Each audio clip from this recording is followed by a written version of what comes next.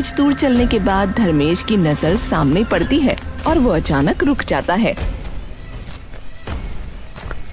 उसकी आंखें हैरानी से फैल जाती हैं। उसके सामने एक बड़ा सा सफेद घोड़ा खड़ा होता है जिसकी चमक धूप से भी सुनहरी लग रही होती है। ये क्या है भाई साहब? भाई साहब, ये मेरी तरफ से आपको भेंट है। धर्मेश बस उस घोड़े को देखता रह जाता है और धीरे धीरे उस घोड़े की तरफ चल देता है। ये तो मानो ऐसा है जैसे किसी देवता का वाहन। धर्मेश पीछे पलटकर देखता है तो वहाँ कोई नहीं होता। भाई साहब, वो इधर उधर खूब ढूंढता है लेकिन धर्मेश को वो आदमी कहीं भी नहीं मिलता, मानो वो हवा में कहीं गायब हो गया हो। धर्मेश फिर से उस घोड़े की ओर देखता है। इतना सुंदर घोड़ा मैंने आज तक नहीं देखा। धर्मेश जैसे ही उसके पास जाता है, घोड़ा हल्का हिनहिनाता है। आज से तुम्हारा नाम होगा नूर। और फिर धर्मेश के साथ चल पड़ता है।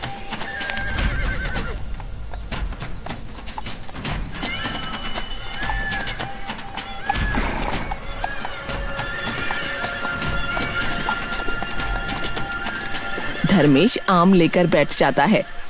आम ले लो, मीठे ताजे रसीले आम।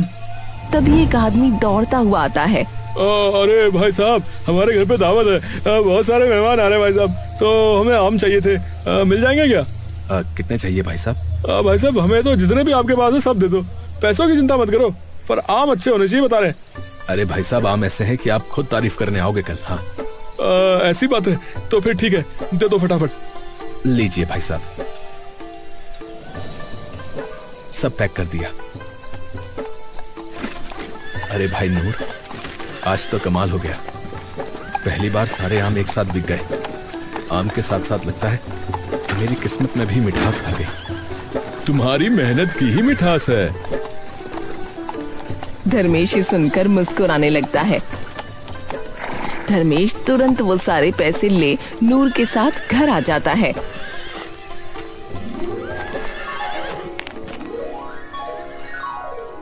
धर्मेश कुछ नहीं कहता, बस चुपचाप अपनी जेब से एक मोटी नोटों की गड्डी निकाल कर रख देता है। मालती अभी भी यकीन नहीं कर पा रही थी। पर पैसे तो थे ही नहीं आम खरीदने के, फिर? धर्मेश कुछ कहने ही वाला था कि तभी मालती की नजर बाहर पड़ती है। वो अचानक उठकर दरवाजे की तरफ जाती है। ये घोड़ा? वो बाहर खड़े नूर को देखती है। ये घोड़ा कहाँ से लाए आप? धर्मेश हल्का सा रुकता है, फिर सहज बनने की कोशिश करता है। बस किसी ने भेंट दिया है। क्यों देगा कोई इतना कीमती घोड़ा ऐसे ही? धर्मेश हंस देता है। अरे तुम आम खाओ, गुठलियां क्यों गिन रही हो? बस इतना समझ लो, ये घोड़ा हमारे लिए सौभाग्य लेकर आया है।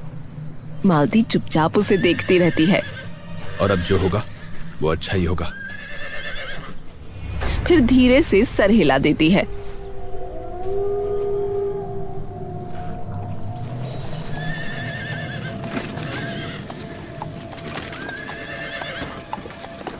अगले ही दिन से धर्मेश के आम पूरे गांव में चर्चा का विषय बन जाते हैं।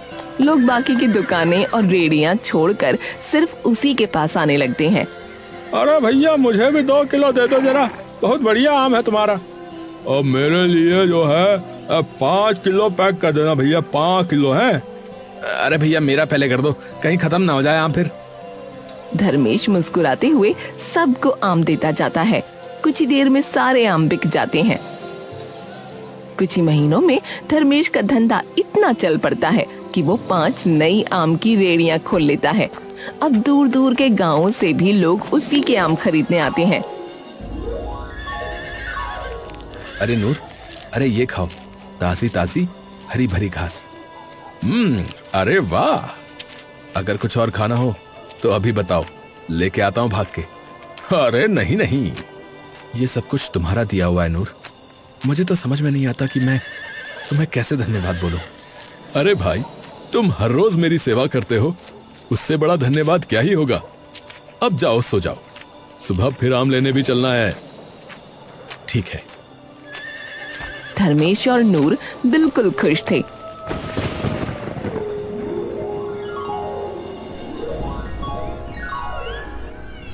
लेकिन वहीं दूसरी तरफ भल्ला सेठ का धंधा अब पूरी तरह ठप पड़ गया था।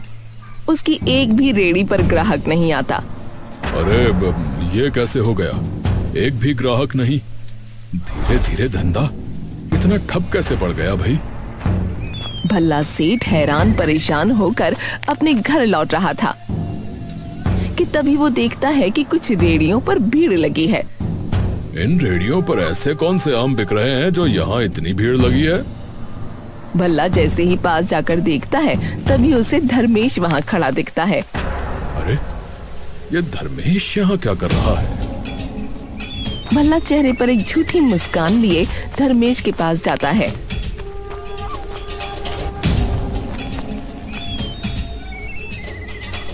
अरे धर्मेश, ये सब क्या हो रहा है भाई? हैं? और ये किसकी रेडियां हैं? मेरी ही हैं भाई, कुछ दिनों पहले मैंने ही खोली हैं। ये सुनते ही भल्ला चुप हो जाता है और वहाँ से उल्टे कदम वापस चल पड़ता है। ये एकदम से इतना रईस कैसे हो गया? कुछ महीने पहले तक तो पेड़ के नीचे बैठता था टोकरी लेकर, और आज 5-5 रेडियां। कुछ तो बात है, देखना पड़ेगा इसको। हाँ। भल्ला सेठ वहीं दूर खड़ा धर्मेश को देखने लगता है और जैसे ही शाम ढलती है तो धर्मेश अपना काम खत्म करके घर की ओर चल पड़ता है। लेकिन सेठ भी धीरे धीरे दूरी बनाकर उसका पीछा करने लगता है।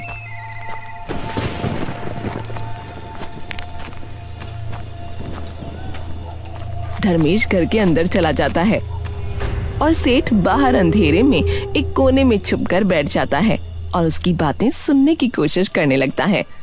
धर्मेश काफी सारे पैसे निकालकर मालती के हाथ में रखता है। एक बात बताइए, ये सब हो कैसे रहा है और आप मुझे बता क्यों नहीं रहे हो? अरे सब भगवान की कृपा है। नहीं, मुझे सच्चाई जाननी है। मैं आपकी पत्नी हूँ, आपकी जीवन साथी। आपने वचन दिया था, खुशी हो या दुख मुझसे कुछ नहीं छुपाओगे। धर्मेश चुप हो जाता है। उसकी आंखों में दुविधा छा जाती है। क्या मेरा इतना भी हक नहीं है कि मैं जान सकूं कि हमारा घर कैसे चल रहा है? ठीक है, सुनो।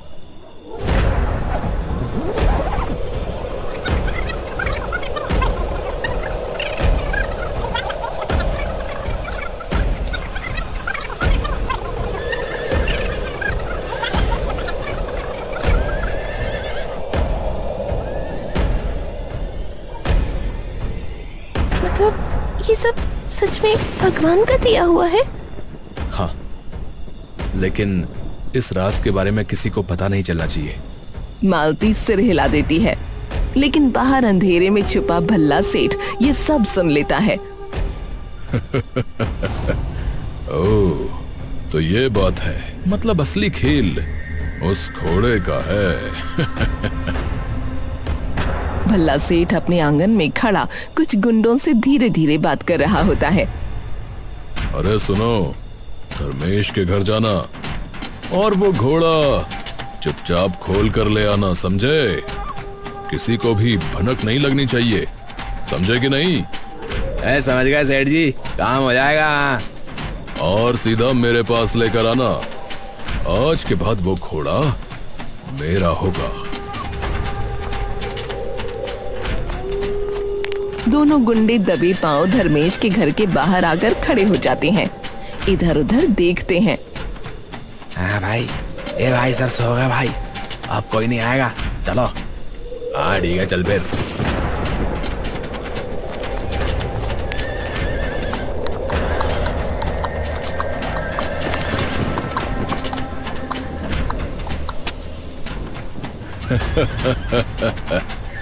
अब मेरी बारी माला माल होने की।